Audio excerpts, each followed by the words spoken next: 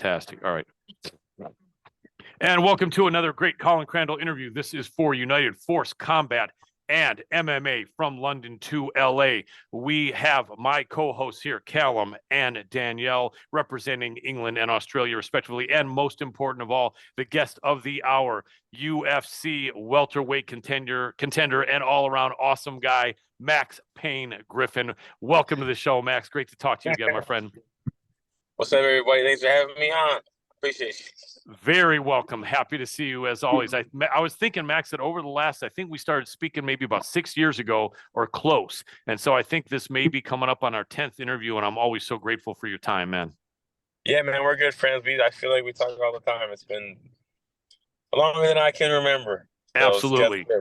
Absolutely, my friend, and I'm always cheering for you. Always great to see you. So I am going to throw it. We'll do ladies first, if that's all right, Danny. If you're not surprised, we'll go with Danielle from Australia with the first question for Max Griffin. Oh, thank you so much, Colin. Great to see you today, Max. You had an incredible performance taking out the win over Jeremiah Wells a couple of weeks back. Who would you like to see next in terms of matchups and going forward from here? I want to get someone ranked. The problem is there's just not too many guys that are ranked right now that don't have fights. I did want to fight Jeff Neal. I've always wanted to fight Jeff Neal. He just had a lackluster performance against me and Gary last weekend. You know, didn't really pull the trigger too much, but that's always a fight I wanted. I know he's not ranked. I like the Leech. Li Jingliang. Yep, Li Jingliang. I've seen him in a minute. I mean, Ponzinibbio, but he's not ranked anymore. So I'm just trying to see. There's not too many guys in the division right now. I mean, maybe Michael Chiesa that don't have opponents. You know? Good answers. Can I ask you really? I like that. Good answer, Matt. Good answer, Max. Question for you. In that Jeff Neal fight, he may not have pulled the trigger a lot, but a lot of people watching felt that he won the fight. A, what was your feeling when that bell rang? And B, does it seem to you that it's kind of becoming a coincidence when it's close, the judges seem to go for the young contender? I thought that Jeff could have made it a closer fight. I thought he did win a round or two, maybe, but I don't think that he lost. I think it was closer. I think Sal Diamano gave him a 30-27. Yeah, what the hell was that?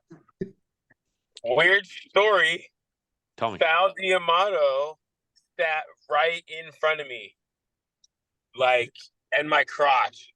He was right below you. In Anaheim. I swear to God. At UFC 298. We sat in the front row. At the fights, and right below us was the commission.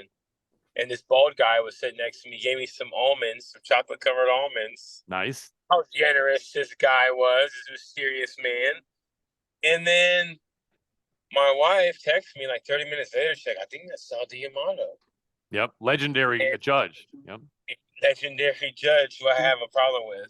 So, yeah. Oh, I didn't realize that. So he had, because I called him out after my fight because he gave the fight to Jeremiah, and I was like, "It's always Sal Diamano," and it was a big thing. It got published that I was talking about Sal Diamano. Yeah. So he was sitting right there, and we had a conversation. You know, he's like, "I root for you, man." I'm like, "Man, you effed me so many times." Yeah, he's like, you're rooting for me. Fan. He's like, I'm a big fan. I'm like, then pick me to win. Yeah, think about it, right? Come on. You know, at least be neutral. Now he's definitely an older guy, because I remember probably right about when you were being born, I was watching him be one of the judges for boxing. And I'm sitting here thinking, how old is that? That man has to be 70 years old. You know what I mean? I'm just thinking he's definitely not he's a senior citizen, I would say safely, wouldn't you? Yeah. But so I don't know, man. Maybe he's starting to have some flashbacks during your fights. I don't know what it is or something, but that is funny. Maybe he'll kind of try to watch them a little bit more clear this time, because it would be nice for you to get a fair shake. Yeah, it was a weird karma that he was sitting out of all the seats in the whole arena. He sits literally in front of me. Like, that's funny. It's weird. My life's weird. Stuff like that happens all the time. I hear you. Well, let's throw it to Callum over outside London. Yeah, so I just wanted to stick on the topic of judging with yourself, Max. You've unfortunately been on the wrong end of a few split decisions and close unanimous decision Definitely, losses.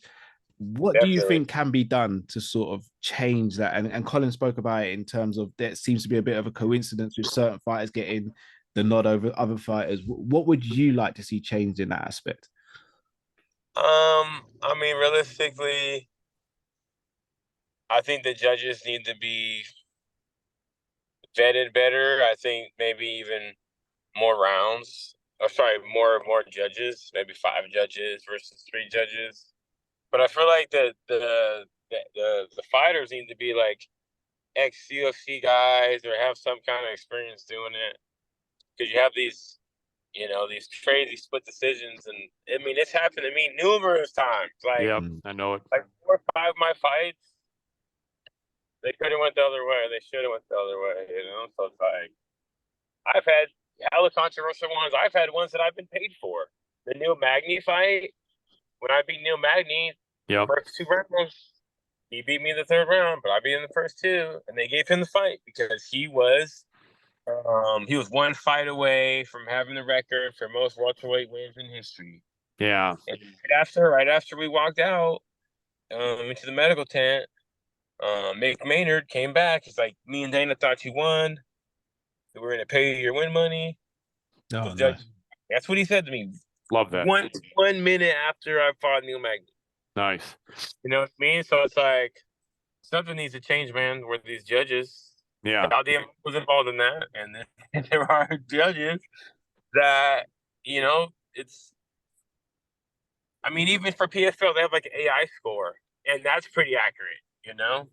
Interesting. You you need to have it right because someone will say it's damage. Someone will give you points for a takedown. Some people think takedowns don't mean shit. Some Right. judges think if you hold the guy, then you win, even if you Right. did no damage. So it's Right. like it's not a. I have friends that are judges. You know what I mean? It's like one of my coaches is a judge. It's like. And so we go out all the time because I hate the judging. And he's like, they do their best and all this shit. But, like, They got to do better. that's Yeah. not good enough. Yeah, I agree 100%. The best isn't good enough, It's just not. Nope. What's that song? Remember, I did my best, but I guess my best wasn't good enough. And here we are. This is the first time I've sung on a podcast. Max, you got now. No one will probably ever forget that because my voice is probably a 1 on a scale of 10, with 1 being the worst. But I had to come It up. looks I had good. to look It looks good by the palm trees back there. thank you. I appreciate that, Max. I appreciate that. Let's throw it back to the lovely Danny in Australia. Thank you. Max, you've been in the octagon with some incredible opponents over the course of your career. What's your favorite finish and which was your favorite fight? Oh, favorite finish. I really do like. Oh man, there's so many that I like. I like the ears I knocked off. I thought that was pretty cool. I like when I knocked out Song Keenan, face planted him. He's probably still asleep. But I'd say probably my best finish was my second fight in the UFC. I was coming off a loss to Colby Covington. It was like my first fight in UFC. It was a close fight, but I lost. So I was like in my head, like mental, like, damn, I'm good enough for the UFC. Is this too much? Like, am I cut out for this? And then I ended up fighting the Mexican Ultimate Fighter winner in Mexico City. Because they're going back to Mexico City this weekend. But yeah, I fought Mexico City, fought the Ultimate Fighter winner, and I freaking knocked him out in like 40 seconds. Nice. It's like, that's why I'm here. Like, that's me, like, that's what I do. So that was like such a big mental boost or mental like affirmation that I am good enough for the UFC. This is what I do. I can do this. So yeah, I'd say that probably the most important knockout I've had. But favorite fight, I don't know. I've had so many good fights, wild fights. I mean, it's pretty crazy beating Carlos Condit. That was pretty cool.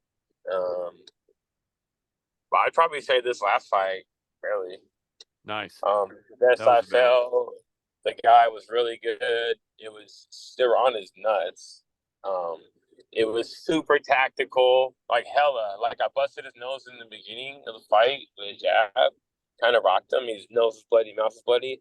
And after that, he stopped like barreling in because he'll just charge in like a bull normally, but he stopped charging in. So I had to pressure him, but not too much. It was hella tactical. Like if you throw on him, he threw bombs like every time. So you had to I had to feint him to throw a bomb so I could throw on him. It was hella more tactical than people could like imagine. Like how hard he was throwing, how hard I was throwing, like it was insane. Yeah, it was hella technical. Yeah, hella tactical. I'd say I had to stay true. You know, I had to keep my fucking hands up. Sorry for cussing. I had to. It's fine. That's all right. It was so hard, and like the takedowns were crucial. You know, I stopped his wrestling, shut it down. Yeah, it's the best I felt cardio wise. Like, nigga, what? Yeah, I'm about to get ran off the road here. Oh man, that's crazy. Yeah, cardio wise, like I was breathing out my nose. Like I've been just leveling up, and you know, I felt that everything like working and happening. You know, in the fight, it was beautiful. That's awesome. And it was my last fight of my contract. And it was that's right. So if I would have lost, you know, who knows? It wouldn't be good. That's it. That's it. And, you know, exactly. And speaking of that, I know Callum has a question also with Condit, but I think this is something I can ask. It represents all of us. Coming off that win, and I didn't know that was going to be the last fight in your contract, but you know I'm always cheering for you. Then I'm like, that was really pivotal. So can I assume that with that win, you are talking to the UFC again, or do you actually have something? Yeah, signed? we're talking to the UFC again. I just wanted to set myself up for an opportunity, and then like the most money possible, basically. Absolutely, you know? Absolutely, you deserve it. You've been super consistent. Yeah. You don't turn down fights, and you always show up. It's excellent. So I know Callum had a question having to do with Carlos Condit, I think. Go ahead, Callum. Yeah, so when you speak about Carlos Condit and just wider fights, you fought some of the best people in the division, some of the most noteworthy people in the division. We've also fought on some of the best cards as well. You fought on Poirier versus McGregor 3. How different is it to fight on a McGregor card or a big card like that to say another card or even the Apex? What's the difference in terms of preparation and also being in the octagon? Preparation isn't really different. You just have to know that it's loud as hell. I mean, my first fight was on UFC 202, which was Conor McGregor, Nate Diaz Part 2. That was insane. Yeah, I've been, like you said, I've been on the International Fight Week cards. I've been on that Conor card, numerous Conor cards. Bro, yeah, in Atlanta, Adesanya, Gastelum, like I've been on some sick cards, and really, the energy. I'm big on energy and about feeling energy, and I feel it. I can feel it. And when you're on these big arenas, I remember when I was walking out for UFC, for the Carlos Condit fight, when we were backstage, it was so loud. We all line up like front to back, like Carlos in front of me, and then the fight next is front. Like you line up with your opponent, and we're backstage, like coming. Like the crowd was going crazy. It was the first fight since COVID, so the fans are ready to get back out there. Like the air was like vibrating. Like the air, it looks like you're playing. They have like a subwoofer, and you know how it gets that like ripple. Yeah. Like the air was like that. You could feel it. Like you could barely breathe. But there are that many people like cheering and yelling. Like it's intoxicating, man. It's like it's heavy. It's a heavy like presence of these fans, man. Compared to like the Apex where you could hear your coaches, every word. You can hear the guy noise is like trying to move you, or you hit them.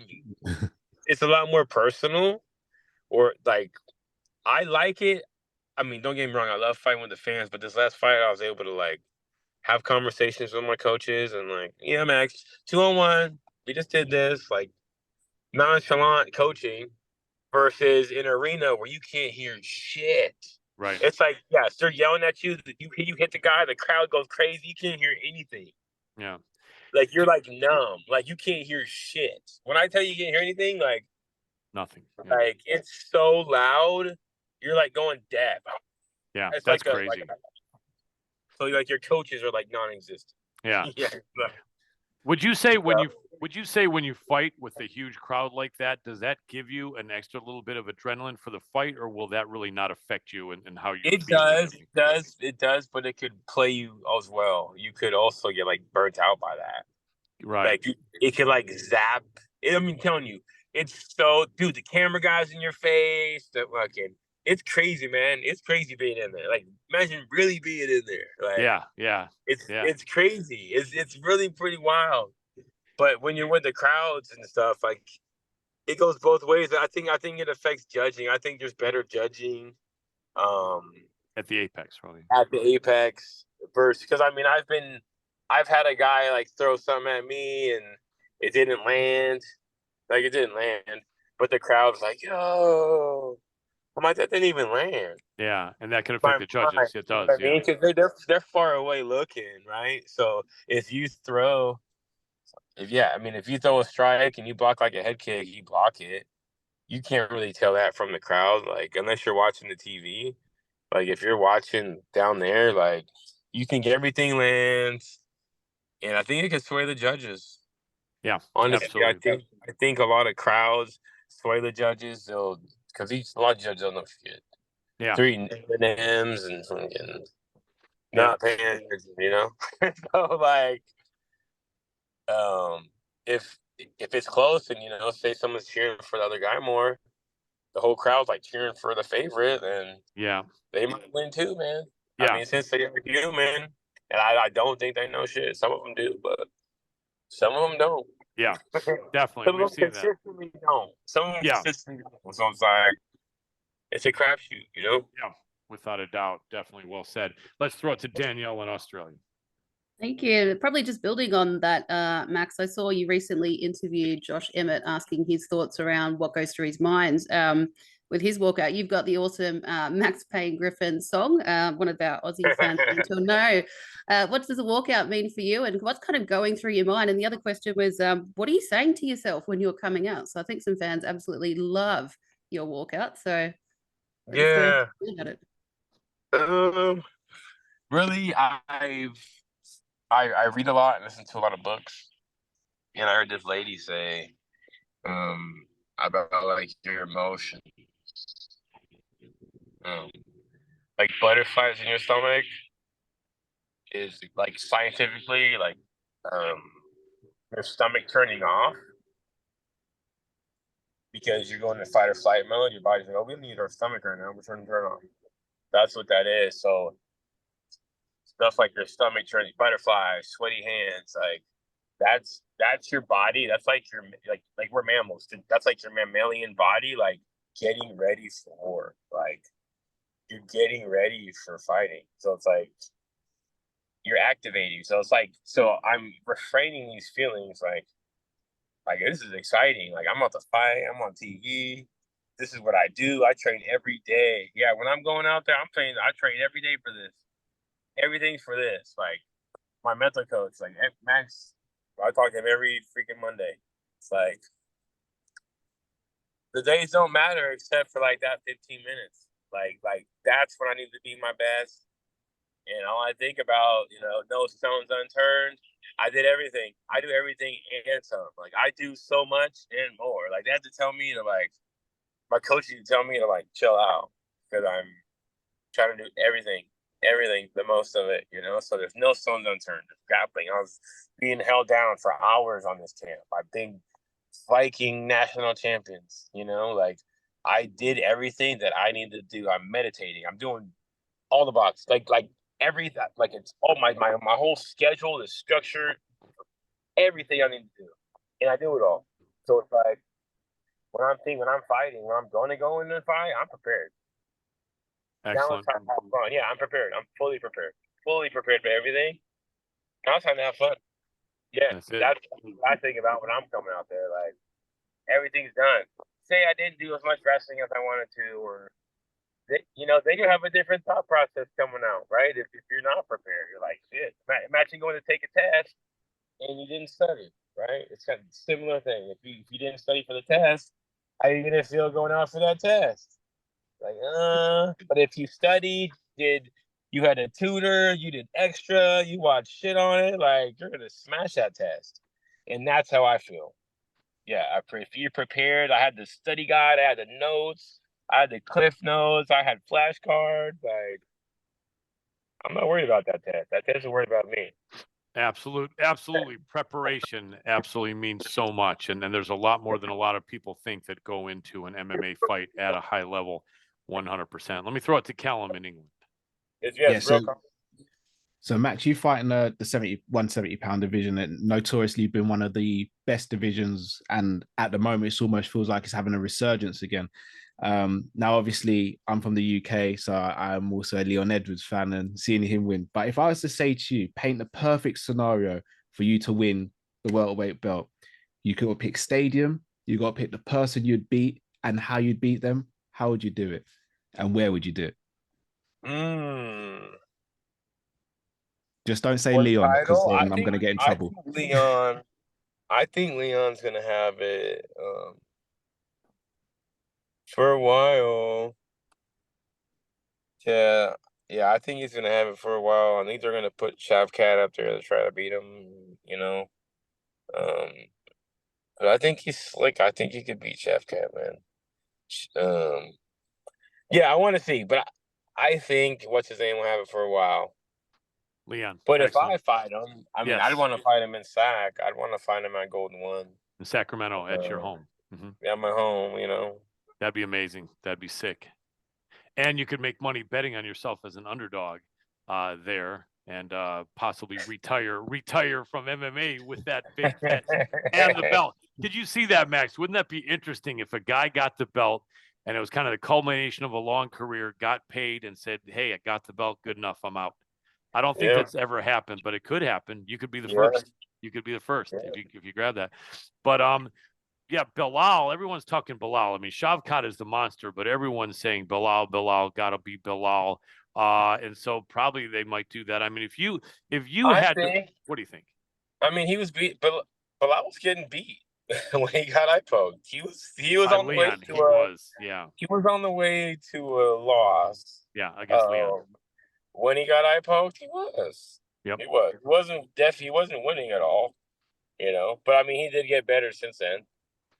I like Bilal. He's good, but he definitely was not winning that fight that he got eye poked in. Yeah.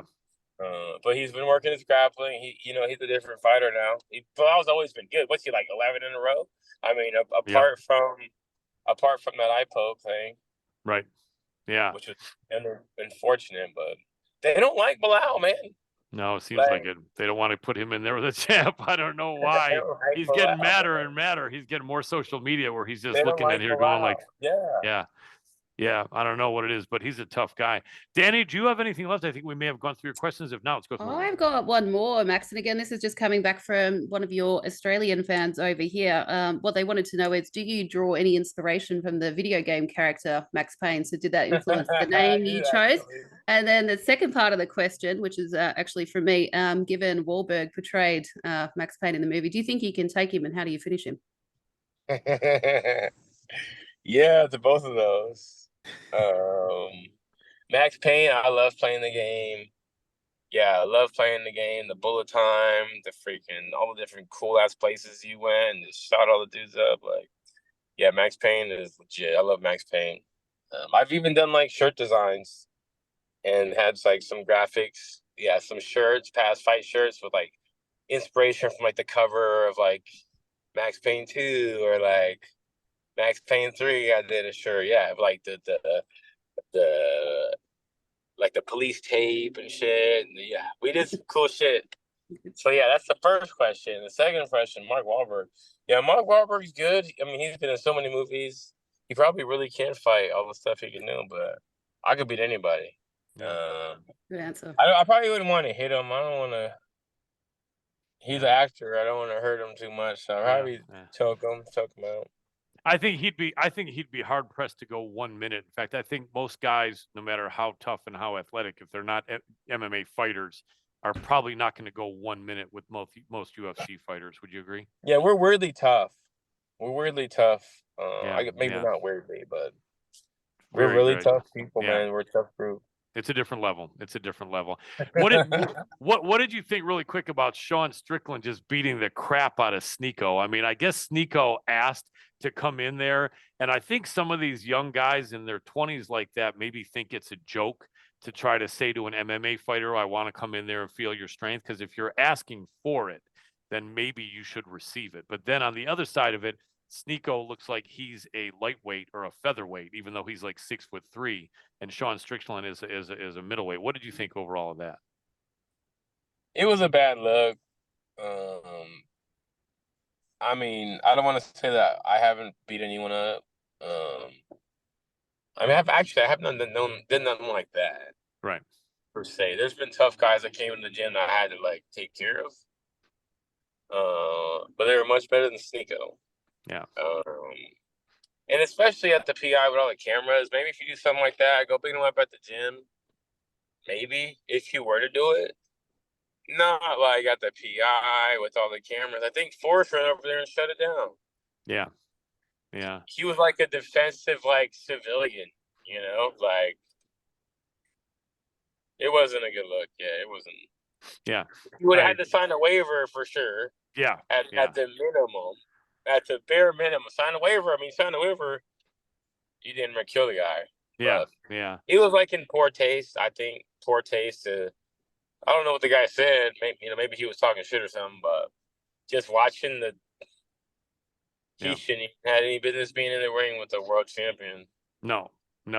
And you know what I think? Like on the internet, some people are posting, street fights where someone's getting the shit kicked out of them, and I think they're trying to say, "Hey, look, this is like MMA fights," and that pisses me off, because seeing someone who's a civilian having the shit kicked out of them on the street, to me, that's not MMA fights. That's a very different thing. It is different. Yeah, absolutely. Callum, go ahead. Yeah, just one last one for me. So looking at the landscape now and sort of the rest of the year, how many times or how many more times would you like to fight between now and the end of 2024? 3 times would be cool. We almost tried to hop in against Vicente Luque versus Sean Brady. Sean Brady pulled out, and they were asking me if I wanted to like hop in that back to back, and I kind of wanted to. My coaches were like, just get a full camp, you know, recover right now, let your body heal up, and then, they like to fight though. So yeah, absolutely. Well, you got to be smart. I'm with that, but yeah, I need to sign this new deal, and then get in there. I want to fight. This is the best I felt though. Usually, I hurt my hand or my thumb or my knee or my shin or my foot or something. I'm like weirdly fine. I love that. I'm weirdly fine, and it's been 2 weeks, almost 2 weeks, 10 days. That's awesome. Hey, you're still a young puppy. You're still a young puppy, man. And you take care of yourself, and we can see that. And that's great. Well, our feed is going to die out here in about 2.5 minutes. So in the next minutes, let us know. I know you have merch, because I have one of your shirts. I love that shirt. And but let people know where we could get your merch and where people can support whatever you're doing. Yep. MaxPainStore.com. MaxPainStore.com. I got my newest merch, shirts, hats, all my stuff. If you look on my Instagram, follow me, Max Payne Griffin. If you go to my link in bio, I got my hot sauce in there. I got discounts to all the companies I work with. Shout out to ModTub, cold plunging every freaking day. It's the best cold plunge in the market. I got a coupon code for that on there. Like I said, my hot sauce, you got to try that out. It's not too spicy. It has hella flavor. That's looking good. We got some big projects coming up. I have something called Fightopia coming up. It's like my own metaverse thing. So tune in for that. We're just, making little moves a little bit here, a little there, but tap in, reach out. We're out here. Absolutely. Really appreciate it, Max. We got a minute and a half left. We'll go ladies first. Danny, if you want to say a last quick word to thank Max, and then Callum next. No, absolutely. Thank you so much. Max, this is my first time out doing this, so you're going to be my favorite forever. I'm very grateful. Thank you. been awesome. Callum? Yeah, for me, just want to say thank you so much. Congratulations on your last fight, and wish you all the best going forward as well. And hopefully you get your dream come true one day. Thank you, Callum. I'm Ken? a word, baby. Absolutely. And you can check out Callum. He's been doing this for years, as I have, Max. And Danny is a new addition, Danielle. So we appreciate you, man. Max, Payne, Griffin, honored to have you and a pleasure to talk to you. I always appreciate you. Huge respect for you, my friend. Yes, let's go, man. Yeah, please, once this drops, give me links, clips, everything. We'll share it. You can collab me, whatever you do. You got it. Done deal. Thanks again, Max. We'll hit you up shortly. Have a great day. Yeah. Appreciate you. Take care. Yep. And thanks again, everybody, for watching. Peace. Thanks.